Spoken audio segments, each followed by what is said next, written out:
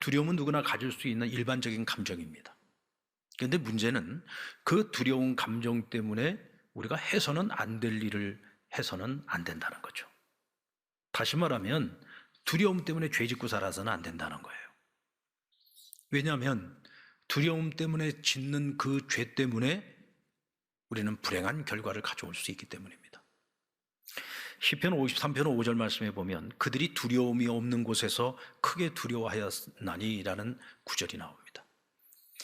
이 시편 53편은 다윗이 골리앗을 쓰러뜨리러 나갈 때 그때를 회상하면서 쓴 시가 시편 53편이에요. 그런데 그들이 두려움 없는 곳에서 크게 두려워했다라고 했는데 여기서 말하는 그들이란 누구를 말하는 걸까요? 블레셋의 거인 장수 골리앗이 나와서 이스라엘의 장수들 가운데 누구든지 나와서 나를 한번 겨뤄보자. 근데 아무도 안 나오는 거예요. 다들 숨어서 숨죽이고만 있었습니다. 너무 두려웠던 거죠. 그냥 그의 그 거대한 몸짓에 또 그 우렁찬 소리에 다들 기겁을 해버린 겁니다. 그러니까 골리앗이 볼 때는 이스라엘 군대가 얼마나 허접하게 보이고 그들의 하나님 여호와가 얼마나 별 볼 일 없는 하나님으로 보였겠습니까? 그러니까 그가 하나님을 능멸했어요. 이스라엘 군대를 조롱합니다. 그런데도 아무도 대적하지 못하고 다 숨어 있어요. 근데 그걸 누가 봤느냐? 형들에게 도시락 전해주러 왔다가 그 모습을 본 겁니다. 이 어린 다윗의 눈에는 보이는데 말이죠. 뭐가 보이냐?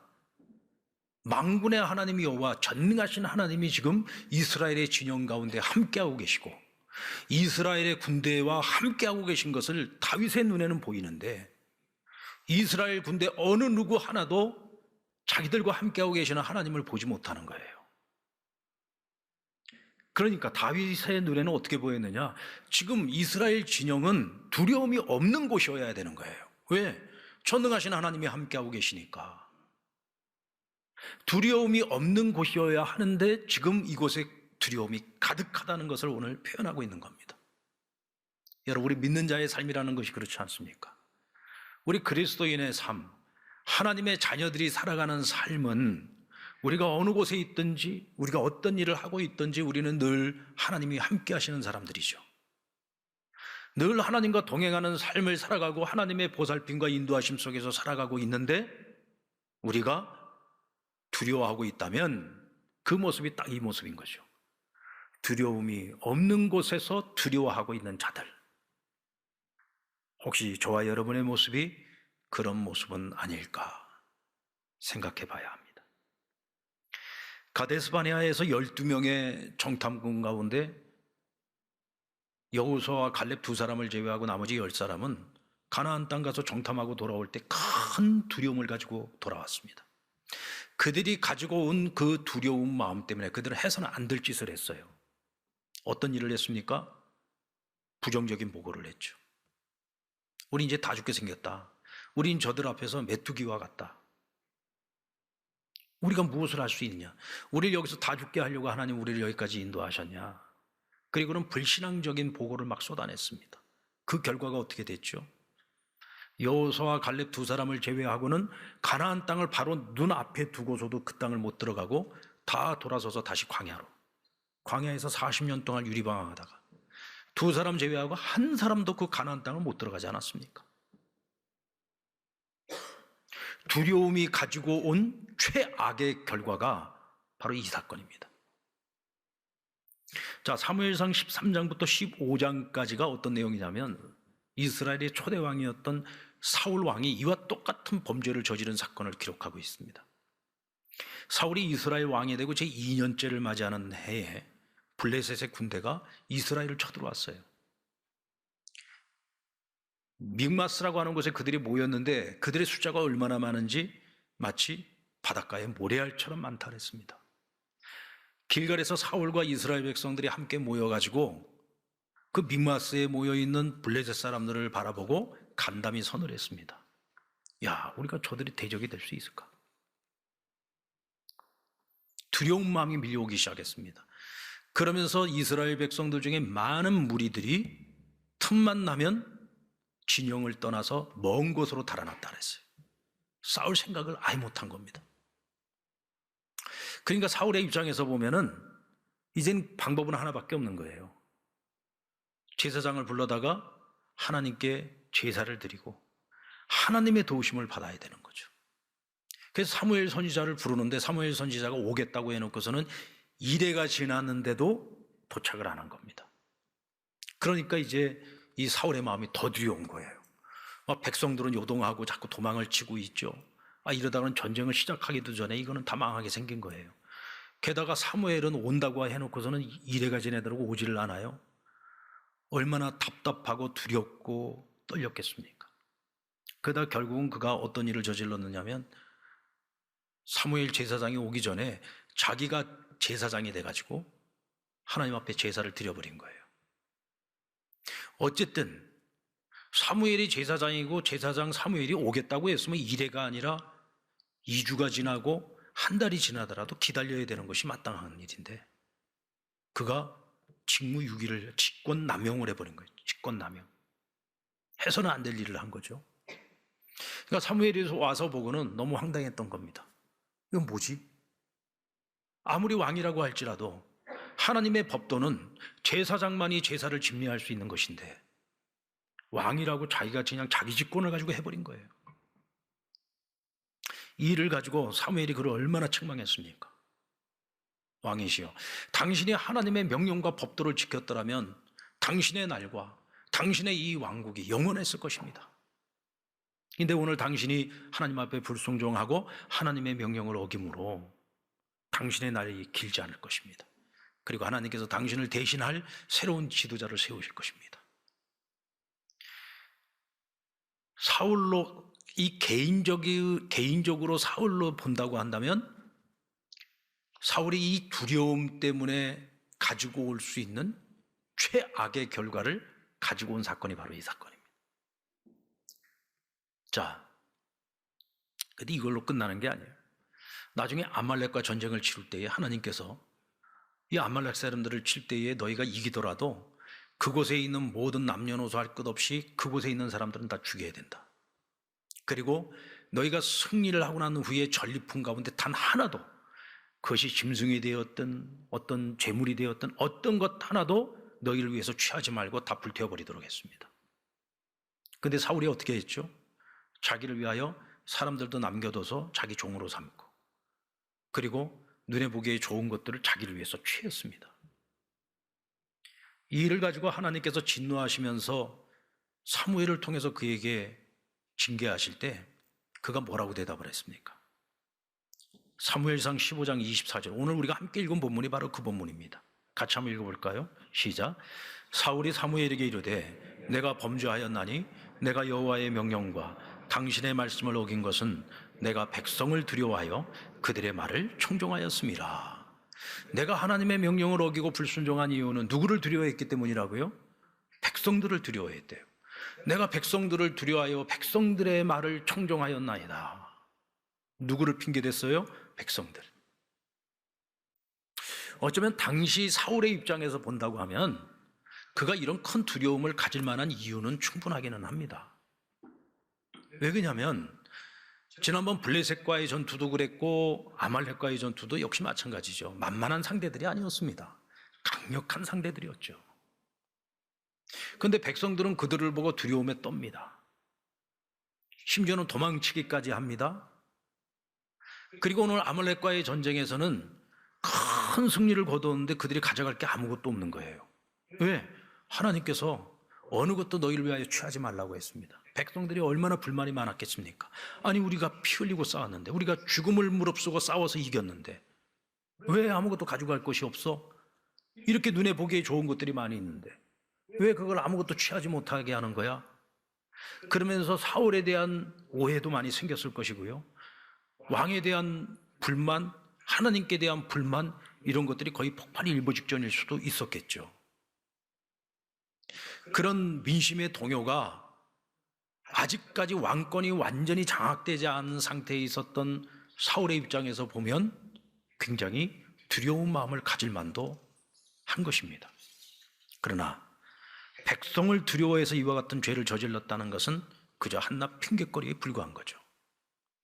여러분, 두려움이라고 하는 것은 우리로 하여금 하나님의 백성, 하나님의 자녀, 하나님의 일꾼들이 하나님이 우리에게 허락하신 명령, 하나님의 선하신 뜻, 그것을 우리가 순종하지 않고 하나님의 명령을 어기는 가장 좋은 핑곗거리가 될 수 있어요. 그런데 여러분, 어떤 것으로도 하나님께 불순종하는 것을 합리화할 수는 없습니다. 두려움은 누구나 가질 수 있는 기본적인 감정이에요. 그러나 그렇다고 해서 모든 사람이 그 두려움 때문에 죄를 짓는 것은 아닙니다. 오히려 어떤 사람들은 그 두려움이 있을 때 두려움을 기회로 삼아서 오히려 두려움 때문에 하나님을 더 찾게 되고, 두려움 때문에 하나님을 더 긴밀히 만나게 되고, 두려움 때문에 믿음이 성장하는 기회가 될 수도 있단 말이에요. 히스기야가 그렇지 않았습니까? 사내립이 18만 5천 군대가, 아수르 군대가 와가지고 지금 예루살렘을 둘러싸고 있는데 성 안에서 성 밖을 보니까 마치 메뚜기 떼와 같다 그랬어요. 얼마나 간담이 서늘했겠습니까? 거기다가 백성들이 또 요동하지 않았겠습니까? 야, 이러다 우리 다 죽는 거 아니냐. 근데 적장이 나와서 하는 말이 하나님을 능멸하고 심지어는 이스라엘의 왕을, 유다의 왕 히스기야를 막 능멸하지 않습니까? 그 수치스러움. 게다가 백성들의 동요. 얼마나 마음이 두렵고 떨렸을까요? 근데 히스기야는 성 밖에 있는 아수르의 군대를 바라보기보다 전능하신 하나님, 오늘 지금 우리와 함께 하시는 하나님, 전능하신 하나님 우리와 함께 해주신다면, 우리 하나님 만군의 하나님 여호와가 우리와 함께 해주신다면 아무리 많은 적이라도 할지라도 하나님 우리에게 기를 주시지 않겠느냐. 그래서 백성들과 함께 금식하며 탄식하며 하나님 앞에 기도하기 시작했어요. 하나님을 찾고 하나님을 바라보고 하나님께 부르짖기 시작한 겁니다. 기적이 일어나잖아요. 어떤 이에게는 두려움이 재앙을 가져오지만 어떤 이에게는 두려움이 기회를 가져올 수도 있는 겁니다. 어떤 경우에도 죄의 원인을 두려움 때문이라고 합리화해서는 안 된다는 거죠. 어쩌면 사울의 가장 큰 죄는 믿는 자인데도 불구하고 두려움을 극복하지 못한 것이 죄입니다. 여러분, 내 안에 두려움이 있는 게 죄가 아니에요. 우리가 믿음을 가지고 있음에도 불구하고 두려움을 극복하지 못하는 것이 죄입니다. 그래서 이 두려움 때문에 우리가 해서는 안 될 일을 저지르는 거죠. 하나님의 군대가 하나님을 능멸하는 자 앞에서 숨어 있는 것, 이건 절대로 하나님의 사람이 해서는 안 될 일이죠. 하나님을 경외하고 하나님을 섬긴다는 자가, 백성을 대표한다는 자가 하나님의 명령을 불순종하는 것, 이건 해서는 안 될 일인 거죠.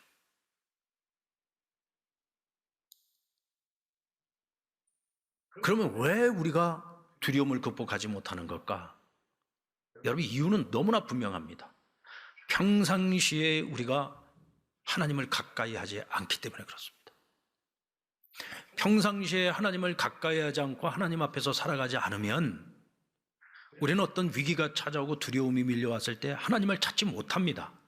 우리가 생각할 때는 두려움이 몰려오면 당연히 하나님을 찾을 것 같지만 평상시에 하나님을 가까이 하지 않고 하나님을 멀리하면서 살아가는 사람은 위기가 찾아오면 발버둥을 치지 하나님을 먼저 찾는 걸 잘 못해요. 그래서 결국은 불의한 자들을 따라가고 불의한 자들과 함께하게 되는 모습을 자주 보게 됩니다. 그러다 보면 결국은 두려움을 굴복해서 두려움이 이끌어가는 삶을 살아갈 수밖에 없는 거죠. 우리 믿는 사람들에게 길은 두 가지 길밖에 없어요. 두려움에 굴복하느냐, 아니면 두려움을 극복하느냐. 오늘 저와 여러분이 가야 하는 길은 두려움을 극복하는 길인 줄로 믿습니다. 이거 극복하지 못하면 우리가 죄짓게 돼 있어요. 결국 두려움을 극복하지 못하면 우리는 하나님의 소리 대신에 우리 안에 다른 소리에 귀를 기울이게 됩니다. 그리고 다른 소리를 따라가게 되죠. 우리 그리스도인들 중에 보면 삶 속에서 이 두려움과 믿음을 동시에 가지고 살아가는 사람들이 의외로 굉장히 많아요. 주일날 그래도 교회 와가지고 우리가 말씀 듣고 은혜 받으면 그래도 내가 이 한 주간은 진짜 내가 오늘 주신 말씀 딱 붙들고 내가 담대하게 내가 살아가야 되겠다. 구별된 삶을 살아가야 되겠다. 마음을 측정을 해요. 믿음으로 시작을 합니다. 근데 월요일날 이제 현실로 딱 들어가면 마치 신데렐라처럼 현실로 딱 들어가게 되면은 내가 언제 그랬냐는 듯이 또다시 세상적인 삶을 살아가지요. 또 세상을 살아가면서 온갖 여러 가지 환경적인 어려움들, 인생에 찾아오는 문제들 때문에 또 두려움 속에서 살아갑니다. 그러다가 수요일날 또 마음 먹고 교회 와가지고 은혜 받고 나면은 그래 내가 기도하고 살아야지. 내가 주님 붙들고 살아야지. 근데 또 목요일부터는 또 현실로 돌아가서 아이고 어쩔 거야 내 인생. 그리고는 또 두려움 속에서 살아가고 그러다 또 이제 한 주 지나서 또 주일날 오면은 그래도 좀 나아졌다가 또 일상으로 돌아가면 또다시 그냥 이런 삶이 계속해서 반복되는 삶을 수십 년째 지금 우리가 살아가고 있단 말이죠. 그럼 우리는 두려움을 극복하는 것이 아니라 날마다 두려움에 굴복하면서 살아가는 겁니다. 이와 같은 그리스도인들의 특징이 뭐냐? 결정적인 순간에 하나님의 소리에 순종하지 못하고 내 안에 다른 소리를 청종하게 된다는 거예요. 다른 소리를 따르게 되는 거죠. 오늘 사울이 그러지 않았습니까? 백성들이 두려워서 백성들의 말에 청종했다 그랬어요. 청종했다는 건 뭐예요? 듣고 따랐다는 얘기거든요. 하나님의 말씀을 듣고 따라야 될 사람이 하나님의 소리는 딱 꺼버리고 백성들이 하는 말을 듣고 백성들이 하는 말을 쫓아갔다는 거예요. 그러니까 이것이 핑계거리가 됐든 거짓말이 됐든 뭐가 됐든 그가 하나님 앞에 한 이 말 하나만 딱 가지고 보더라도 이 사람은 하나님께 징계 사유가 충분한 겁니다. 이스라엘을 대표하는 누구보다도 믿음이 훌륭한 사람이어야 될 이스라엘 왕이 하나님의 소리를 듣지 않고 백성들이 불평하는 소리, 그 두려움의 소리를 듣고 그들의 말에 청종했다. 여기 희망이 없는 거죠. 이건 지도자로서 빵점인 겁니다. 그러니까 하나님께서 결국은 그를 버리고 다른 지도자를 세울 수밖에 없었던 겁니다. 여러분, 우리 안에도 하나님의 음성과 다른 소리들이 공존하고 있습니까? 없습니까? 공존하고 있어요. 우리가 하나님의 약속을 기다리지 못하고 서두르다가 일을 그르치는 경우들이 많이 있죠. 그것은 내 안에 하나님의 소리보다 다른 소리가 훨씬 더 크기 때문에 그래요. 사람은 적은 소리를 못 들어요. 적은 소리가 있으면 그 적은 소리를 먹어버리는 큰 소리를 듣게 돼 있습니다. 내 안에서 들려오는 소리가 있는데 내 안에서 들려오는 소리도 큰 소리를 듣게 돼 있어요. 작은 소리는 못 들어요. 우리가 하나님을 가까이 하면서 살아가지 않으면은 하나님의 소리는 완전히 묻혀버리고 세상의 소리가 더 크게 들리는 거고 내 안에서 온갖 두려움에 휩싸인 불평과 원망과 절망과 낙심의 소리만 들려오는 거예요. 하나님 앞에 순종하지 못할 불순종 꼬리에 여러 가지 많은 듣기에 달콤한 이야기들만 크게 들리게 되는 겁니다. 그러니까 결국은 내 발걸음이 따라가는 것은 하나님의 말씀을 따라가고 있는 것이 아니라 결국은 다른 소리들을 따라가게 돼 있어요. 그러면 우리가 후회 가득한 인생을 살아갈 수밖에 없는 거죠. 여러분들 언젠가부터 내 안에서 들려오는 소리가 하나님의 음성, 하나님의 소리보다 내 안에 다른 소리가 더 크게 들리기 시작했다면 여러분이 지금 어떤 길을 걸어가고 있든지 그 발걸음을 스탑해야 됩니다. 멈춰야 됩니다. 그리고 내가 지금 누구의 소리에 발을 맞춰서 가고 있는 길인지를 점검해 보셔야 돼요. 그리고 하나님의 소리를 따라가지 못하고 있다고 한다면 빨리 돌이켜야 됩니다. 그러지 않으면 영원히 돌이킬 수 없는 걸음을 계속 가야지 되는 거예요. 굉장히 중요한 얘기입니다. 그런 의미에서 저는 오늘 우리가 금년 한 해를 살아가면서 매일 아침 시간에 하루를 시작하기 전에 여러분 반드시 말씀 묵상의 시간을 가지셔야 됩니다. 말씀 묵상이 뭐냐? 그날 하나님 내게 주시는 하나님의 말씀을 내가 읽고 묵상을 하면서 내게 주시는 하나님의 음성을 듣는 거예요. 하나님의 그 음성을 붙들고 하나님 앞에 간절히 내가 이렇게 오늘 이 하루를 살겠노라고 하나님 앞에 결단하는 기도를 드리고 그날 하루를 그 말씀을 내 삶 속에 적용하면서 살아가는 것이 묵상입니다. 그냥 막 나 말씀 읽었다 이게 묵상이 아니에요. 이건 말씀 읽은 거예요. 말씀을 읽고 깊이 묵상하면서 하나님 주시는 음성을 듣고 오늘 하루 나보고 하나님 이렇게 살라고 하시는구나. 그 말씀을 붙들고 살아내는 것이 말씀 묵상입니다. 이게 뭐냐? 코람데오의 삶이에요. 우리가 어떻게 하나님 앞에서 살아갑니까? 하나님 앞에서 살아간다는 것은 매일 주시는 하나님의 말씀 앞에서 살아가는 것이 코람데오의 삶인 겁니다. 우리가 이렇게 살지 않으면요, 우리는 세상 소리가 더 크게 들릴 수밖에 없어요. 왠지 아십니까? 세상 소리는 내가 가만히 있어도 들려와. 그렇죠? 내가 열심히 찾지 않아도 다 들려요. 근데 하나님의 음성은 들으려면 내가 귀를 기울여야 돼요. 하나님의 음성을 들으려면 내가 귀를 기울일 때 하나님의 음성을 들을 수 있어요. 그러니까 하나님께 내가 시간을 드려야만 되는 거예요. 하나님의 말씀 앞에 서야 되는 거예요. 그리고 하나님의 음성이 들리도록 성령님께 간구해야 되는 겁니다.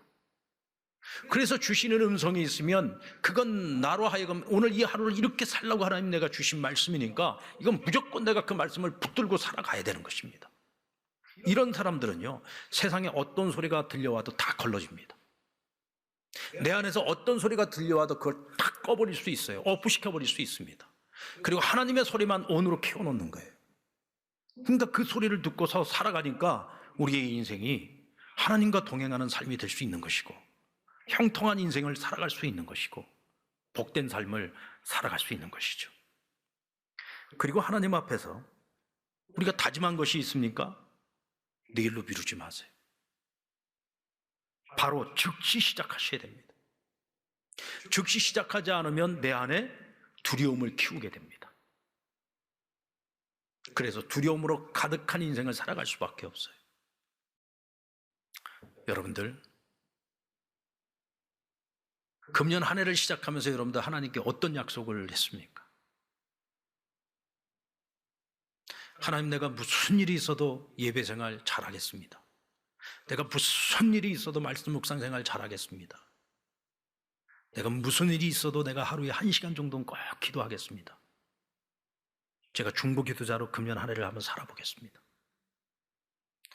제가 지금까지 살아오면서 한 사람에게도 전도 못 해보고 한 영혼도 구원을 못 해봤는데, 제가 2022년도에는 정말 최소한 단 한 명만이라도 제가 이번엔 꼭 전도해 보겠습니다. 아니, 3명만이라도 한번 전도해 보겠습니다. 이렇게 내가 마음을 작정하고요, 오늘부터라도 시작을 하면 우리는 2022년 끝날 때까지 해낼 수 있습니다. 세상 일도 어떤 일도요, 시작하지 않는 사람은요, 시련이 없을 거예요. 실패도 없을 거예요. 그러나 시작하지 않는 사람은 늘 남이 만들어 놓은 길만 따라가야 돼. 그런데 남이 만들어 놓은 길 따라가는 사람들은 맨날 쫓아가는 삶만 살아가는 사람이니까 결국은 뭐예요? 남들만큼도 못 사는 거예요. 왜? 맨날 뒤쪽 차만 가니까. 끊임없이 시도도 해보고 끊임없이 도전도 해보고, 아직 준비는 안 된 것 같아도 일단 믿음을 갖고 시작하는 사람들은 그 길을 걸어가면서 시행착오도 겪는 것이고, 그러면서 새로운 경험도 하게 되는 것이고, 실패를 통해서 배우기도 하는 것이고, 그러면서 조금씩 일이 되어져 가는 거예요. 처음서부터 완벽하게 시작하는 사람은 없습니다. 처음부터 완벽하게 시작을 해야지 생각하고 맨날 머릿속으로 준비만 하고 있는 사람, 생각만 하고 있는 사람은 죽었다 깨나도 시작 못합니다. 이런 사람에게는 미래가 없어요. 희망이 없습니다. 그러나 오늘 내가 해야 되겠다고 마음을 먹고 시작하는 사람은 볼 수 있습니다. 뭘 보느냐? 하나님이 일하시는 것을 볼 수가 있어요. 여러분, 금년 한 해를 살면서 저와 여러분이 하나님이 우리를 위해서 일하시는 것을 지켜볼 수 있는 자들이 되기를 바랍니다. 그러려면 어떻게 해야 되느냐? 시작하셔야 됩니다. 내가 하나님 앞에서 약속한 것들을 시작하십시오. 미루는 사람은 벌벌 떨다가 끝날 겁니다. 그러나 지금부터 시작하는 사람은 하나님의 일하심을 보게 될 것입니다. 여러분, 아무것도 안 하면 두려움이 생깁니다. 그러니까 지금부터 시작하십시오. 두려움이 생기더라도 두려움 때문에 죄 짓지는 마십시오. 내 안에 다른 소리에 귀를 기울이지 말고 하나님의 소리에 귀를 기울이고, 내 안에 다른 소리가 더 크게 들린다면 가던 길도 멈추고 자기를 점검해 보십시오. 지금 내가 하나님 앞에서 약속한 일들, 마땅히 해야 될 일들, 마음 먹었으면 시작하십시오. 네, 내일부터 시작하겠습니다. 아니요, 오늘 예배 끝나고 집에 가시거들랑 오늘부터 시작하십시오. 그것이 무엇이 되었든 오늘부터 시작하십시오.